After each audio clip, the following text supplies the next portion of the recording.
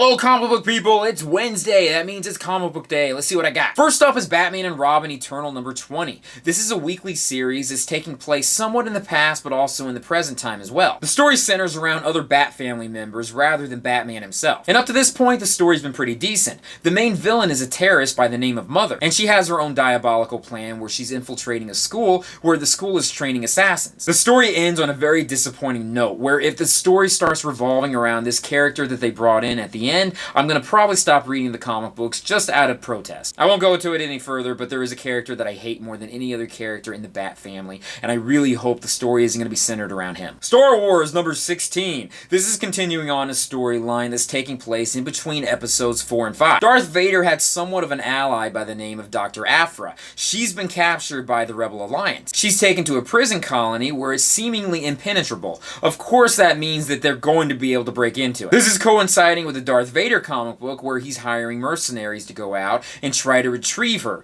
Dead or alive, doesn't really matter. I mean, he is the Dark Lord after all. It's not like he's a good guy and he wants her back for good reasons. He just doesn't want her to give out any of the secrets that he's already told her. Extraordinary X-Men number 7. This story is centered around Nightcrawler. Nightcrawler's really traumatized about something. He's gone through some really horrific experiences. Besides him dying, he also witnessed something that's pretty bad. The young Jean Grey and Storm go into his mind to try to help alleviate some of the issues, and this story's pretty nice how it's explained and how he's brought out of all of this traumatization. Is that a word, traumatization? I'm not really sure. We'll go with it. Regardless though, it's a really good issue and it's a good way of wrapping up about what happened with Nightcrawler. Carnage number 5. This wraps up the first storyline in the Carnage ongoing series. We get a pretty good battle between him and Toxin, also known as Eddie Brock, who used to be Venom, but it also leads into another storyline that's going to be starting up in the next issue. Other than the art, which I'm not too happy with just because the detail seems like it's too dark and you can't really tell what's going on in some of the panels, the story itself is pretty good. Plus, I'm a big fan of Carnage too, and I like the idea of him having an ongoing series. Finally, I got the Mighty Thor number 4. This is leading up to the big battle that's going to be taking place in the next issue. The All-Father Odin isn't exactly all there at the moment. He's causing a huge problem in Asgard where it looks like there's going to be a huge rebellion. He's also putting his own wife on trial for treason. It's a great story arc, and I'm really excited to see how Thor and Odin are going to be fighting it out in the next issue. Loki is also present during all of this. They're trying to make him much more of a jokester and trickster,